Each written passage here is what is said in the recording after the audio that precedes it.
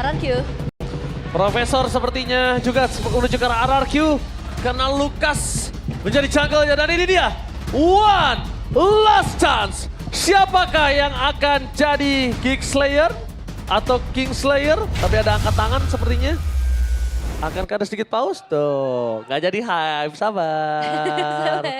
Malu tuh kalau FPL-nya mana tepuk tangannya, terus di pause. Gak jadi. Gak jadi. Terprediksi gitu ya. Iyalah, itu alasan kenapa gue harus tengok ke belakang, bos. Oh iya, lihat Ada ya. yang angkat tangan kita tahu. Tapi ya secara drafting ya tadi sempat ditanya sama Bang Oji kalau aku lebih ke arah mana. Ya RRQ Hoshi dengan ngelihat mereka sepertinya kali ini bermain dengan hero-hero yang cukup nyaman secara individual. Untuk Granger dari Toy-nya, terus kita ngeliat Idok dari Tigreal-nya. Secara team fight ini solid banget sih Bang. Tapi kalau Oke. misalnya buat teman-teman dari Geek, Hmm? aku masih lebih ke penasaran game plan-nya sebenarnya seperti apa gitu yang ingin mereka mainkan. Kalau dari Geek ini sepertinya dia udah siapin untuk high ground pertama. Terus 4 orang ini udah siap untuk team fight. Kadera masih gue ngelihat potensial dia harus menjadi split push. Oh. Masih. Kenapa? Iya ya. Karena dengan hanya 4 orang ini damage mereka sebenarnya cukup. Tapi kalau misalnya berlima akan lebih maksimal. Apalagi ada DPS di sana. Cuma kalau misalnya mereka maksimalin dari sosok Kadera ini dengan split push, toh dari RRQ sih belum ada yang bisa meng-counter Kadera. Belum ada yang bisa untuk catch up terhadap split pushnya. Rotasinya pun masih terlalu jauh. Dan kalau ngomongin Dairon dengan pop, tutang aja! Let's go to play now down. Dan ini dia untuk early power yang akan ditunjukkan oleh kedua belah tim. Loyski yang kali ini menggunakan Chow harusnya masih akan sama agresifnya, masih akan sama mengganggunya. Tapi bedanya nggak langsung ke area jungle ya tadi untuk memberikan satu pemaksaan retribution. Dan ya pertukaran damage di Sakit awal. loh, sakit loh. Jangan salah itu sakit juga loh. Iya. Dan itu cukup mengerikan. Meanwhile di arah top lane, Kadera masih struggle dengan ada seorang Toy. Ya seperti kata Profesor KB, Nevin, di early seperti ini dia nggak boleh kalah. Ya makanya dia freeze ya minionnya ya. Biar Toy harus maju ke depan. Itu juga yang dilakukan sama Dairon. Biar wave minionnya menuju ke arah dari turretnya Dairon. Sama-sama melakukan freeze minion. Hanya saja pembedanya mungkin di sini ada Master Assassin. Yang tentu akan membuat Kadera jauh lebih ofensif di laningnya. Oh iya tuh kan, apalagi Master Assassin. Dia udah prepare banget tuh Nevin untuk sendiri. Solo pick off ya yang bakal coba untuk dimainkan juga secara damage akan lebih besar dari seorang Kadera nantinya.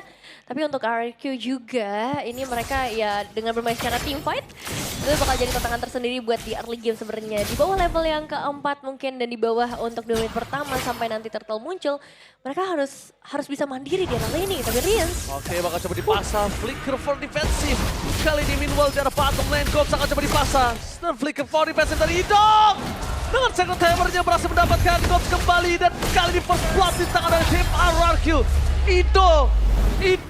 Idok. Gila, satu tanker yang cukup menggugah selera para pasukan dari tim RRQ. Dan bahkan lihat Baluski di depan sana. Membuat para pasukan dari tim RRQ. Mereka tidak akan kenal diam. Belum Unleash the Beast. Karena Aboy masih satu posisi terbuka. Sangat keluar dikeluarkan. Dan nampaknya kalau ngomongin ke arah sosok Susujin yang masuk lagi ke dalam. Kalau dia nggak full health bar, ini akan jadi sia-sia. iya ya, dan ngelihat dari posisi Make It sepertinya belum ada satu upaya untuk melakukan penculikan ke arah Turtle juga. Masih menunggu momentum yang tepat dan lebih tepat lagi menunggu Balaiski. Karena mereka butuh mata ya di sekitar area objektifnya. Ya mereka butuh vision. Biar nanti kebuka. Dan targetingnya jadi lebih oke karena ada Chow ya, The Way of Dragon. Apakah turtle-nya akan direlakan? Sehingga pertukaran dengan orange buff yang akan dilakukan oleh Mykit sudah mulai bergerak ke seberang sana. Dan mencoba untuk mencari ofensivitas dari area jungle-nya. Tapi lihat, kali ini Susujin dengan adanya turtle yang dimiliki para pasukan dari tim RRQ, rotasi langsung dibuat lari ke atas. Karena ini juga menjadi sebuah concern yang sangat penting ketika sosok Kadera dikasih ruang yang banyak. Ini berbahaya sekali nantinya ujungnya. Tapi Aboy! Purify Gaming! Gak bisa menyelamatkan dirinya dan itu dia Susujin. Unless the Beast membuat perpasukan dari tim Geek Farm harus kehilangan mid lane. Plus Purify yang dia miliki dan Toy masih mengungguli Kadera di laningnya, Nevin. Iya, tapi nih kalau ngomongin ketinggalan ini sebenarnya dari Geekfam udah mulai ketinggalan ya. Mulai tadi Gops yang sempat tumbang, Kadera yang lumayan ke pressure juga. Bahkan dari area mid, Aboy udah sempat terpick off. Dan ya masih di angka yang sama ya untuk audience prediction 89% ke arah RRQ. Oke, bedanya sekarang Toy udah dapet Dead Sonata ya, jadi bisa memberikan poke damage. Dan lebih bisa bermain dari jarak yang lebih jauh, bisa last hit juga ke arah gerobaknya. Dan Cadera yang lebih dalam ancaman sepertinya karena poke damage-nya lebih mengerikan. Oke, ada MPL ID Extremer. Amoy, gemoy. Kenapa ya kalau Bang Aji yang ngomong kayak Gak cocok. nggak cocok. Terima kasih loh, David. Halo Kak Amoy. Halo, kamu. Serius banget ya. Iya. Mungkin karena lagi intens kali early Iya. game-nya kan. Lagi intens, apalagi di game yang ketiga. Ini bakal Ini bencana. menentukan banget. Dan ada ini bencana nih, pas banget muncul juga ya. Jadi bencana. Ini bencana kecil kalau itu. Malu tutup mulut. Malu tuh ya. Aduh, tapi balik lagi ya ke dalam gamenya juga sekarang. Prince yang mengambil ultimate dari Sosok Lian. Ini bakal lebih ke arah individual sih, lebih mengebuat di... Ini bakal join di teamfight ini. Wah, harus sih, karena kalau misalkan nggak join X-Laner-nya, udah pasti teamfight-nya bakal jadi 5 lawan 4. Otomatis harus join. Tapi kayaknya tetap bakal jadi 5 lawan 4. Anyway, Geekfam melakukan sebuah rotasi yang menarik Caderanya ke bottom lane. Oke, Cadera ke bottom lane karena Cadera bisa datang kapan saja menuju ke arah Turtle dan di depan sana Lukas masih mendapatkan Turtle mereka. Membuat dari arah Kyoshi melakukan diva dan implosion! From Bidok berhasil mendapatkan Gob, tambah following-nya damage tambah dan tidak ada burst damage. Membuat Gops masih bisa selamat, tapi informasinya cukup mahal dengan flicker plus implosion dari Kido. Ditukarkan dengan satu alter turret di bagian bottom lane. Tapi masalahnya eliminasi dan turret di atas pun bakal menjadi milik dari RQ kan? Gila sakit banget, iya. Tetap bakal menjadi milik RRQ.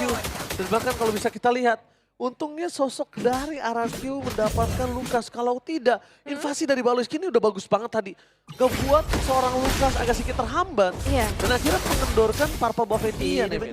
Agak susah ya jadinya buat dapetin purple buff. Ditambah lagi tadi retribution dari Sutsujin juga lagi nggak ready. Jadi ya bakal dilepas terlebih dahulu aja buat sekarang. Dan untuk para pemain dari RRQ Hoshito ini, yang berarti udah mulai bisa lebih aktif pas karena teamfight, itu udah mulai menjadi tanda bahaya juga buat Geekfam. Ya, setuju sih, karena Toy bakal dikawal pastinya. Udah ada Sky Pierce juga.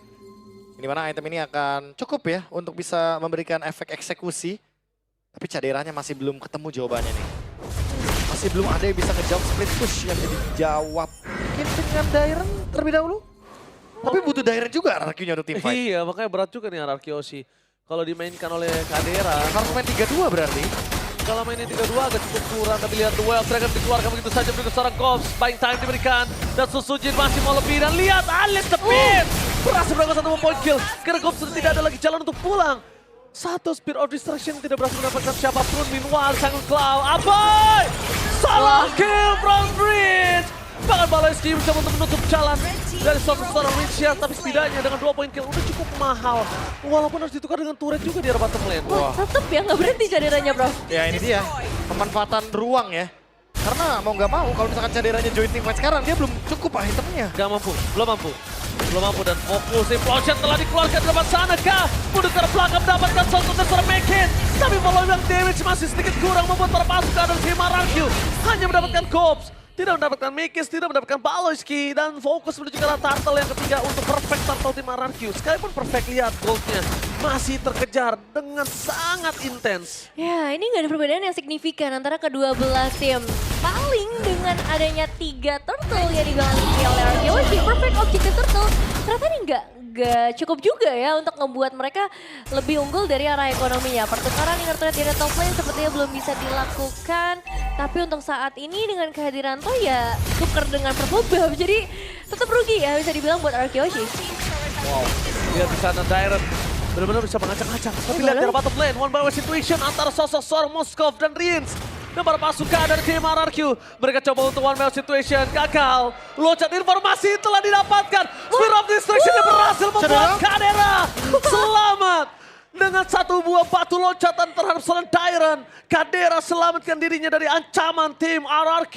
Wah, dan bisa-bisa dia tembusnya yang paling luar ya dari... Yang paling jauh. Iya, sekian banyak player dan yang paling dekat ke arah teman-temannya juga. Jadi cover bisa langsung muncul kalaupun tadi dipaksa oleh RQ Hoshi.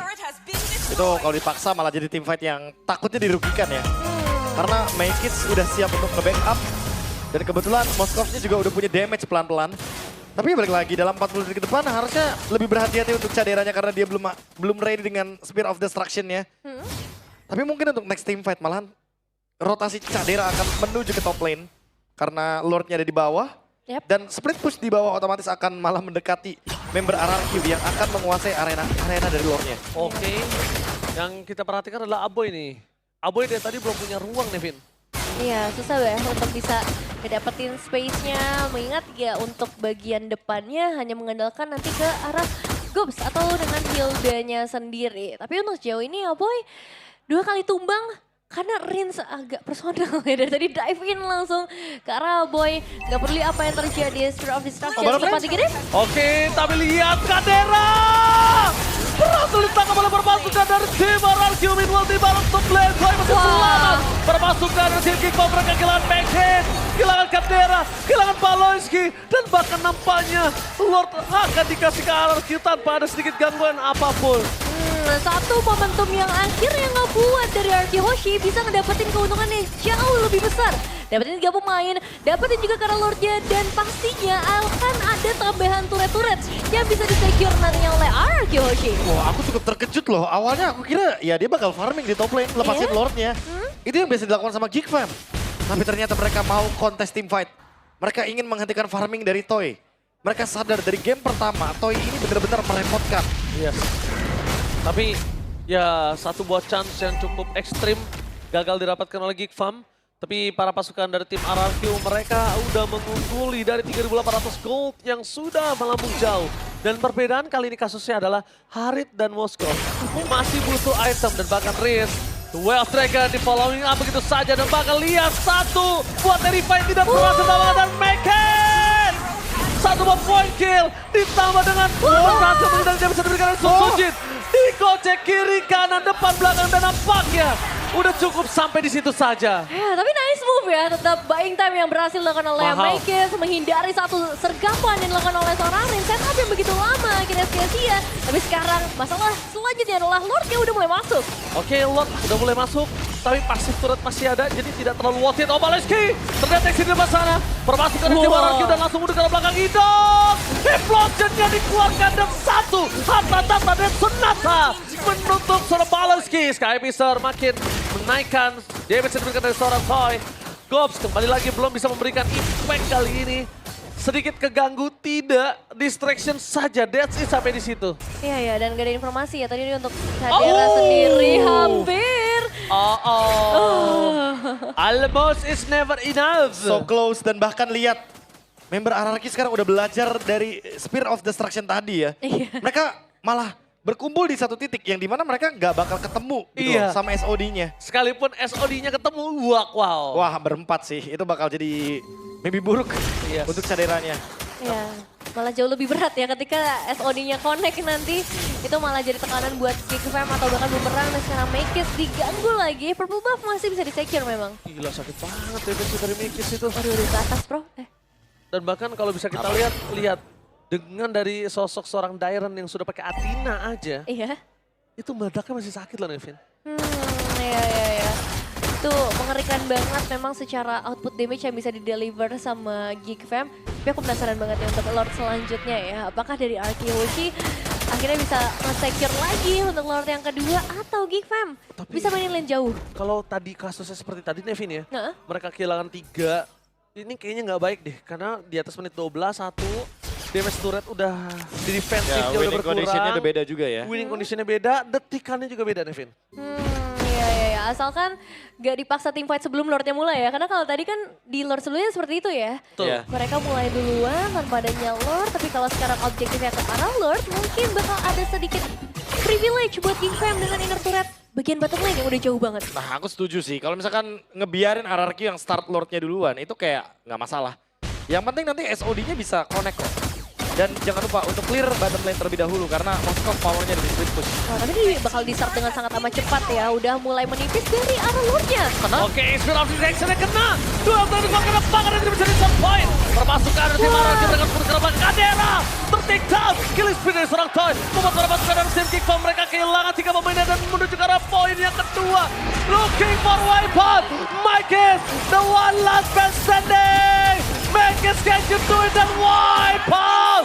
Ini bencana. Lihat betapa keras derasnya RRQ berhasil meluluaskan Geekpop dan RRQ memastikan dominasi dari Geek Slayer. Geek Slayer berhasil dituntaskan oleh RRQ Hoshi 2-1 menjadi skor akhir. Dan pada akhirnya Geek Fam masih belum bisa bangkit dari kekalahan menghadapi RRQ. Kabar baik untuk para Kingdom tentunya. Menutup minggu ketiga, menuju minggu yang keempat dengan kemenangan penuh. Masih belum ada yang mampu untuk mengalahkan RRQ. Masih bertengger di pucuk, masih stay di puncak klasmen. Target kelima berhasil ditumbangkan kali ini. Dan selanjutnya, apakah ada target ke-6 dan target ke-7 yang akan dia hantam nantinya? Ya, luar biasa banget permainan dari RRQ Hoshi di game kali ini. Tidak ada celah yang bisa dimainkan juga oleh Geek Fam. Pressure yang terus-menerus berdatangan, team fight yang selalu dipaksakan dan team fight solid yang jelas selalu diberikan oleh RRQ Hoshi. Wow, pelan tapi pasti. Mereka benar-benar satu tujuan doang, yaitu adalah menahan siapapun yang mengganggu Sutsujin ketika melakukan Lord Fight. Dan lagi-lagi permainan cover. RRQ tidak ingin kehilangan satu member pun. Dan itu yang membuat mereka menjalankan team fight dengan solid. Ya, selalu menuju ke arah satu target yang sama, satu suara dan satu kemenangan ditambahkan lagi. Jadi langsung saja Bude Monster take it away.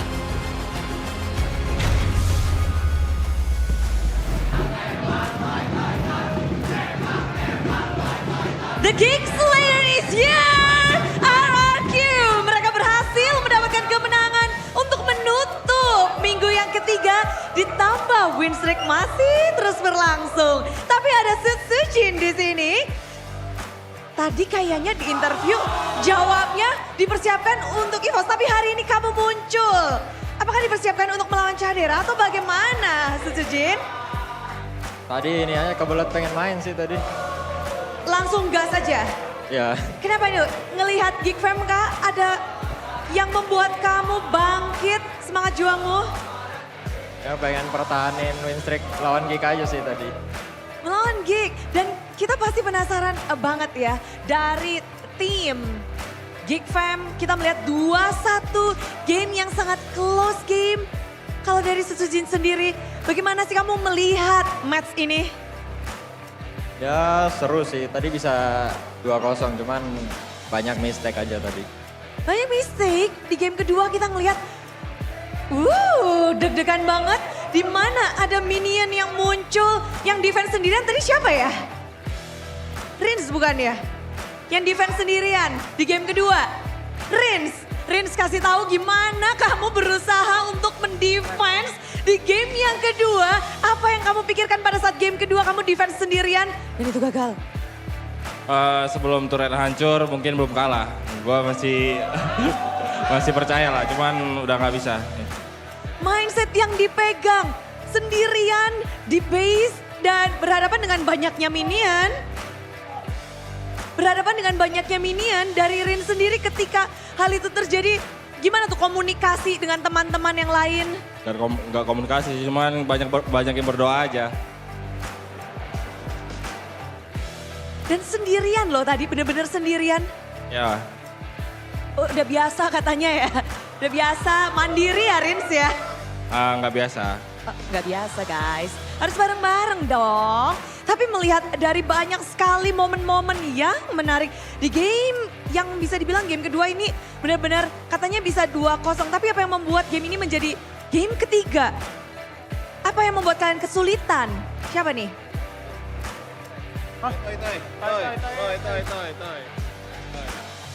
Mungkin dari kita kebanyakan mistake ya Bud ya di game 2, makanya agak susah.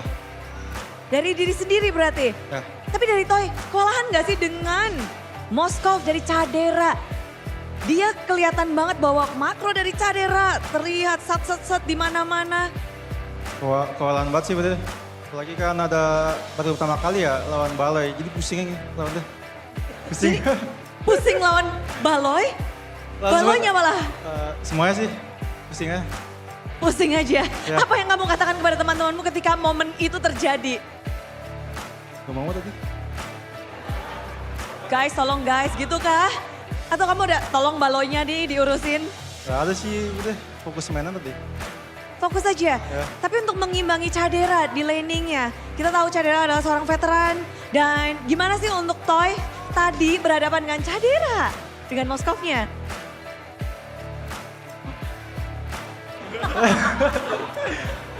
Cadera ya, sih gue lihat jago banget sih dia tadi di landing pass-nya. Masih apa? Kalau dibandingin gue sama dia sih lebih jago dia kayaknya. Wow, masa. Coba kasih tahu. Cadera berapa, Toy berapa? 10. Cadera 10, Toy? Naik dikit lah 2. Loh, 10 sama 2 gimana? 2. Oh, waktu itu sekarang 2, naik sedikit. Ini yang lainnya pada ketawa nih. Masa kamu menilai dirimu 2? Yakin?